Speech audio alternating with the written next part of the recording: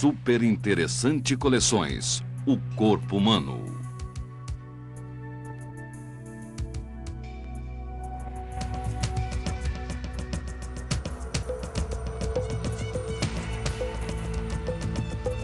Desvende os mistérios do corpo humano, seus órgãos, suas funções, sua importância.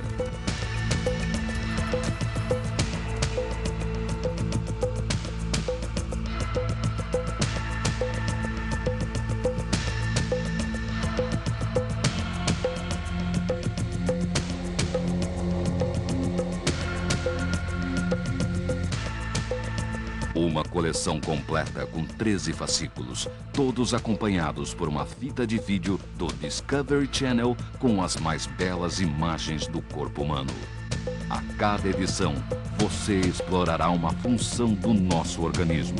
Embarque conosco para mais uma viagem em Super Interessante Coleções, o corpo humano.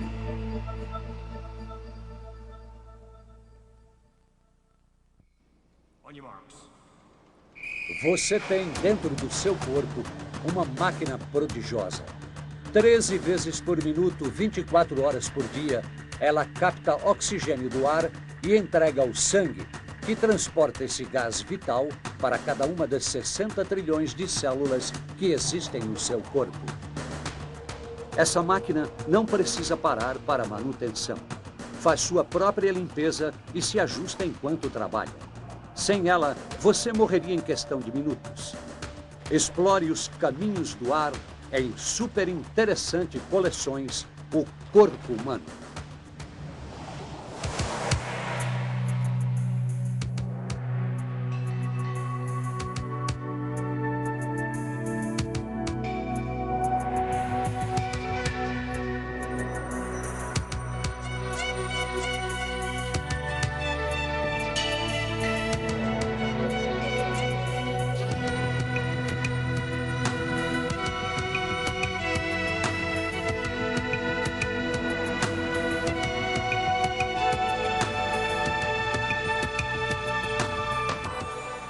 O corpo humano, respiração, os caminhos do ar.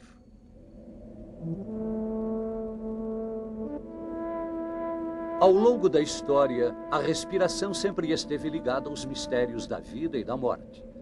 O ar que você respira é tão importante quanto a comida ou a água, mas é totalmente invisível. Você só pensa na respiração quando ela se torna mais difícil. Sem a quantidade suficiente de oxigênio, o seu corpo deixa de produzir energia e você desmaia, ou pode até morrer.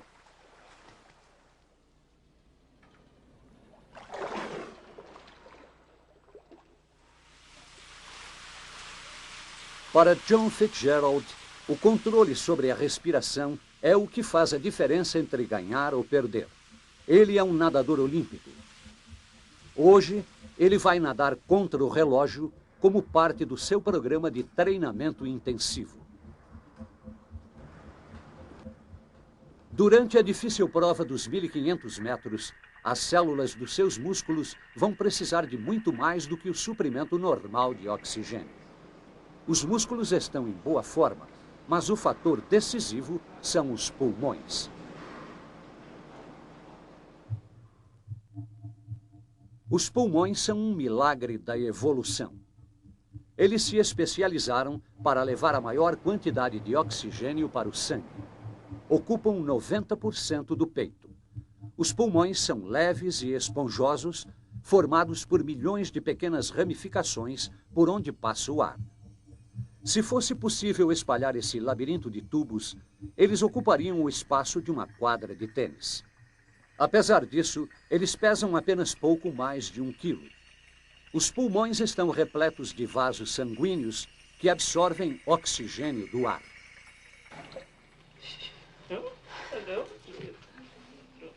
Sem saber, este bebê acaba de colocar em funcionamento a sua admirável máquina de respiração.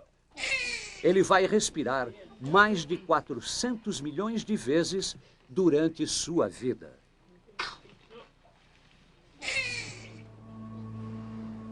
Quando você inspira, Os músculos situados entre as costelas levantam a caixa torácica. Um músculo chamado diafragma, embaixo dos pulmões, se move para baixo. Juntos, esses dois movimentos permitem a entrada de ar nos pulmões, que então se inflam como uma bexiga. A expiração acontece quando os músculos se relaxam. Automaticamente o ar sai dos pulmões. Por dentro, o pulmão é muito frágil e delicado. Numa cidade grande, você pode respirar mais de 1 trilhão de partículas de sujeira e poluição em um único dia. Em algumas metrópoles, o ar é tão poluído que as crianças precisam usar máscaras para proteger seus pulmões.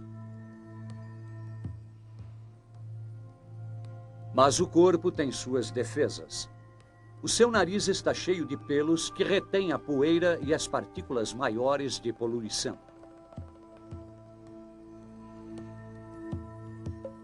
O interior do nariz é revestido por uma membrana úmida. Glândulas especiais secretam muco, um líquido pegajoso que retém o pó. Um tapete de cílios microscópicos joga o muco sujo de volta para a garganta. De lá, ele pode ser cuspido ou engolido sem causar danos ao aparelho digestivo. Quando faz frio, o excesso de muco produzido transborda. É o nariz escorrendo.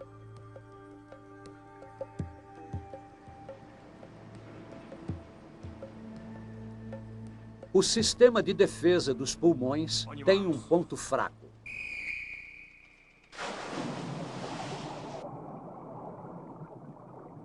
Na piscina, os pulmões de John terão de buscar rapidamente oxigênio para alimentar os seus músculos. Para acelerar a passagem do ar, ele respira pela boca. Ela é mais ampla do que o nariz e permite maior entrada de ar, mas não filtra os poluentes.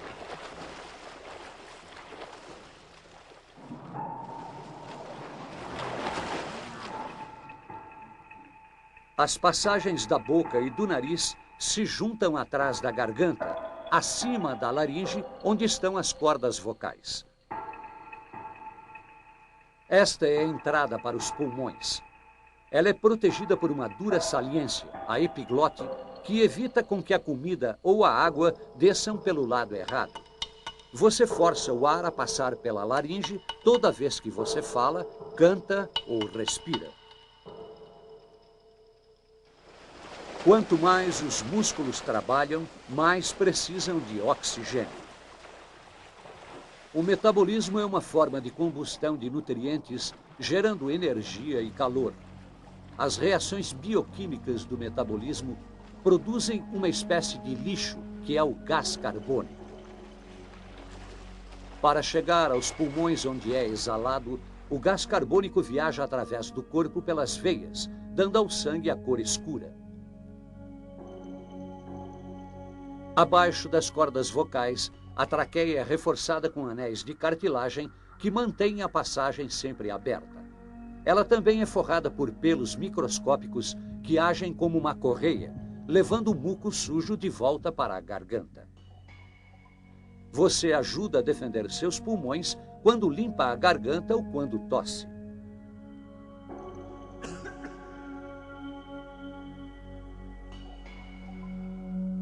Os pulmões têm outras utilidades, além de manter os seus donos vivos.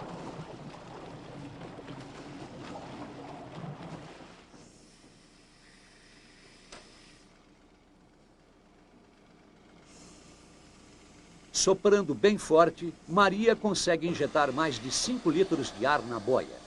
Numa respiração normal, ela usa apenas meio litro. Cada vez que você respira, está bombeando meio litro de ar com cada pulmão.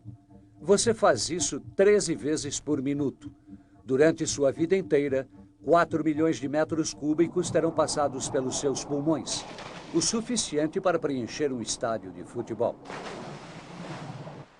Atletas como John não podem se conformar com um desempenho médio.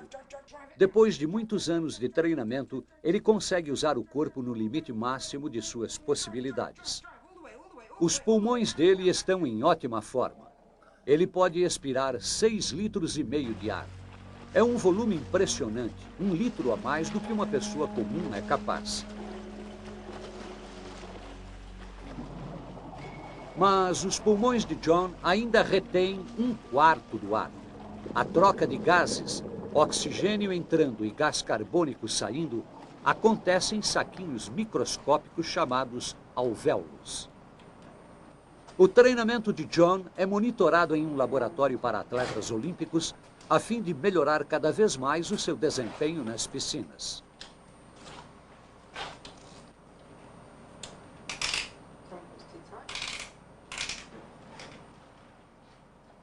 Um computador analisa os dados do seu corpo, o seu batimento cardíaco, a potência de seus músculos e, principalmente, o seu consumo de oxigênio. Right, 3, 2, 1, go. Para simular uma competição de verdade, John usa uma bicicleta ergométrica num teste de resistência planejado para forçar o seu corpo até o limite da exaustão. Esse teste está sendo cuidadosamente monitorado por cientistas que o preparam para disputar uma medalha olímpica.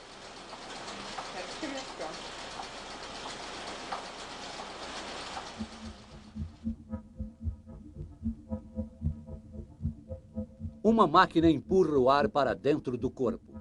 Ele segue em direção aos pulmões pelo labirinto de tubos do sistema respiratório. As passagens de ar se dividem várias vezes até as menores ramificações. Nessa prova, John deve regular o ritmo de sua respiração de acordo com as necessidades da competição. Para vencer, ele precisa transportar o ar para dentro e para fora dos pulmões com a máxima eficiência.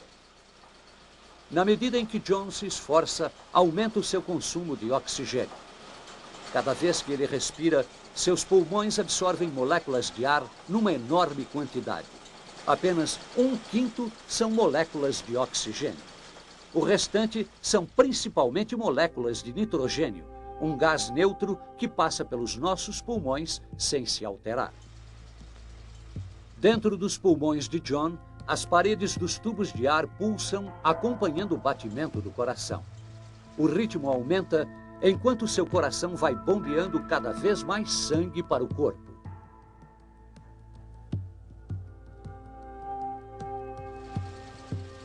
O oxigênio é retirado bem depressa do seu sangue, que supre todos os músculos. O sangue de John chega aos pulmões faminto por oxigênio.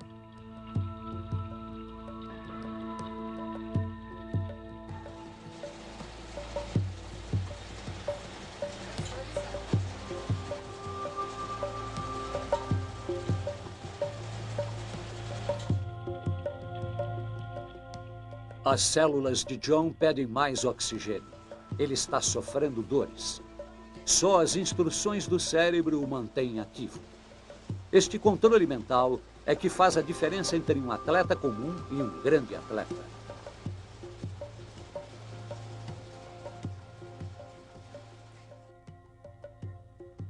O labirinto de ramificações das passagens de ar termina em pequenos tubos, cada um com um saco em miniatura, o alvéolo.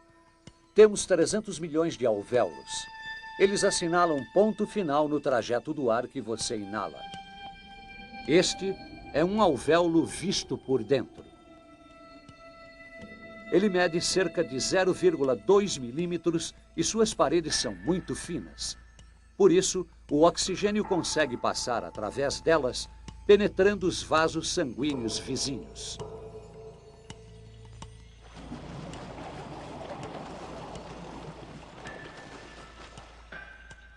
O papel do sangue no transporte de oxigênio é tão importante que metade do coração se ocupa apenas da tarefa de bombeá-lo para os pulmões.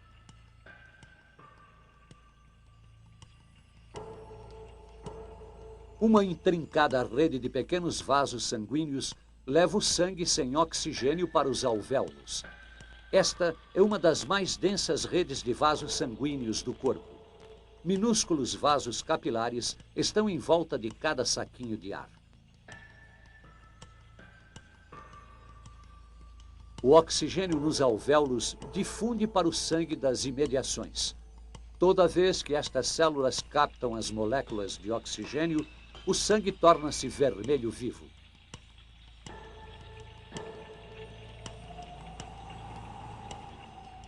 Para aderir bem aos glóbulos vermelhos do sangue, o oxigênio precisa da ajuda de uma substância química existente nestas células, a hemoglobina.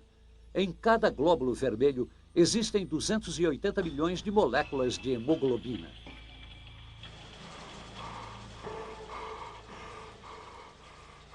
Cada indivíduo possui 300 bilhões de microscópicas células contendo hemoglobina. Se elas fossem enfileiradas lado a lado, alcançariam a metade do caminho até a Lua.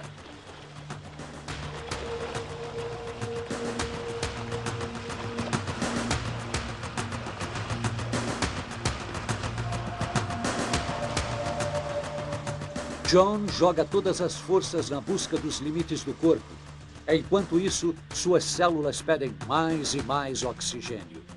O sistema circulatório tenta ajudar, levando os glóbulos vermelhos mais depressa. Estes pequenos e flexíveis discos parecem rosquinhas com um buraco no centro.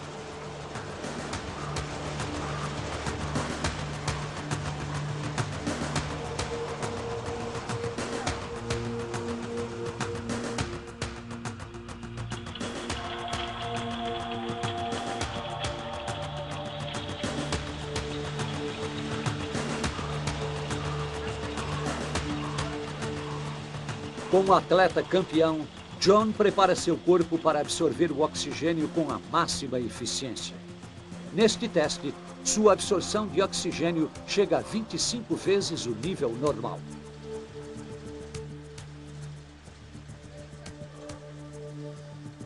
Aqui, John gerou energia suficiente para manter uma lâmpada acesa durante 12 horas. Agora, ele sabe até onde pode chegar.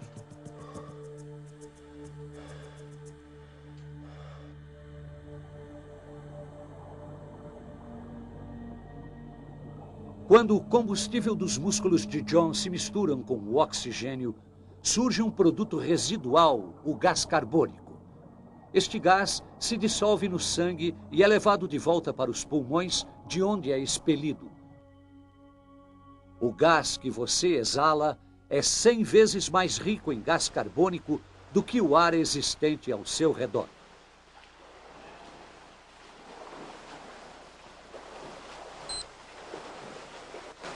John nada para vencer, mas às vezes você precisa nadar para sobreviver. O corpo humano só retém uma limitada quantidade de oxigênio nos pulmões e na corrente sanguínea.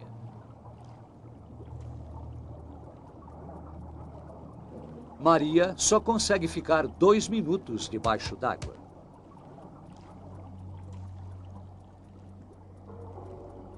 Ela precisa usar todo o precioso oxigênio estocado em seu corpo. O cérebro é a parte do corpo que mais sofre com a perda de oxigênio. Você pode sobreviver vários dias sem comer ou beber, mas sem respirar, você morre em minutos. Raramente alguém pensa sobre a respiração, mas ela é diretamente controlada pelo cérebro. Quando você exercita os seus músculos, cai a quantidade de oxigênio no sangue. Ainda assim, o corpo não monitora os níveis de oxigênio. Em vez disso, ele controla o nível de gás carbônico, o subproduto do metabolismo. O gás carbônico dispara um alarme na base do cérebro, estimulando automaticamente os nervos que controlam os músculos do peito e o diafragma. Por um curto período de tempo, você pode anular conscientemente o reflexo respiratório, mas ninguém consegue se asfixiar segurando a própria respiração. Você pode até perder a consciência, mas um reflexo automático faz os pulmões voltarem a respirar. É próprio da natureza humana tentar ampliar suas possibilidades. Um snorkel ajuda você a respirar na água. mas ele é útil apenas quando você está perto da superfície. Mergulhando mais fundo, com a pressão da água em cima do peito, os músculos não são fortes o bastante para expandir os pulmões. Você não consegue respirar no fundo de uma piscina, mesmo com um snorkel de 4 metros. Esta mergulhadora resolve o problema usando um tanque de oxigênio. O tanque abastece os pulmões dela com ar a uma pressão equivalente à da água ao seu redor. Com esse equipamento, ela pode ficar ali por mais de 2 horas. Quanto mais fundo o mergulho, menor o tempo de duração do ar. A pressão da água sobre o peito se torna mais forte e ela precisa de mais ar para compensar o aumento de pressão.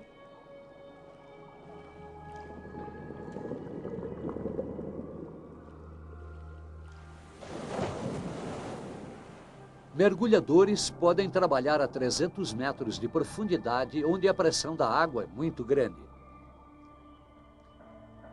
Nas grandes altitudes acontece o contrário. A pressão do ar é menor do que a normal. Nem por isso é mais fácil respirar. Viajantes também enfrentam problemas devido à falta de oxigênio. O corpo responde produzindo mais glóbulos vermelhos para compensar a oferta escassa. Depois de algum tempo, os seres humanos podem se adaptar e viver a 5.000 metros de altura.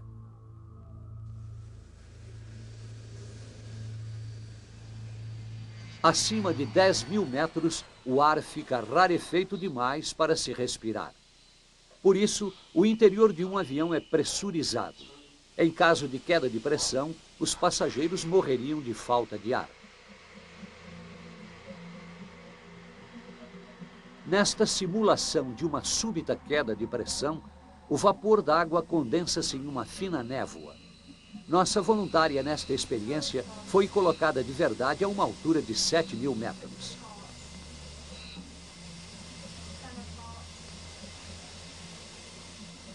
O objetivo da experiência é testar a agilidade mental da voluntária.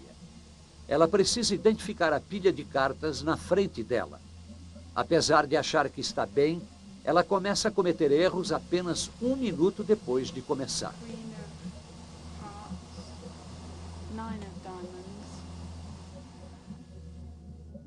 As células do cérebro são as primeiras a sentir a falta de oxigênio.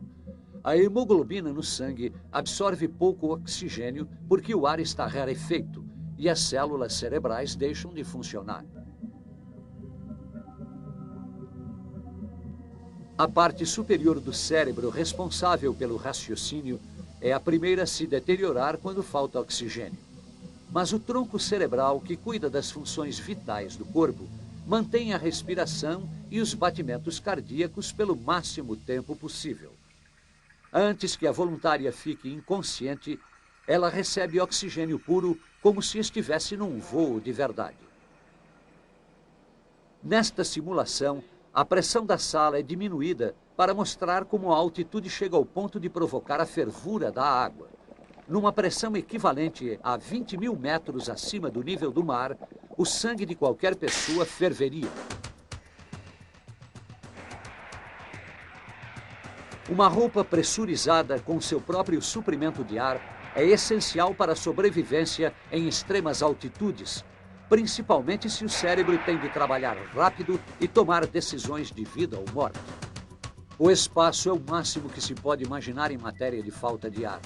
Num ambiente de vácuo quase total, um traje espacial proporciona todas as condições de sobrevivência existentes na atmosfera terrestre. Uma pressão confortável, oxigênio em abundância e elementos químicos capazes de absorver o gás carbônico que sai dos pulmões. John já está quase completando seus 1.500 metros na piscina. Seu corpo está no limite e ele parte para o trecho final.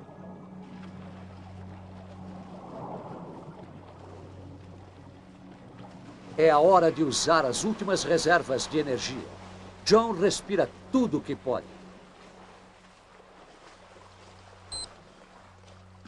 Ele é um atleta fora do comum, mas o sucesso depende muito da simples respiração. Afinal, sem um fôlego de campeão, os músculos não chegariam à vitória.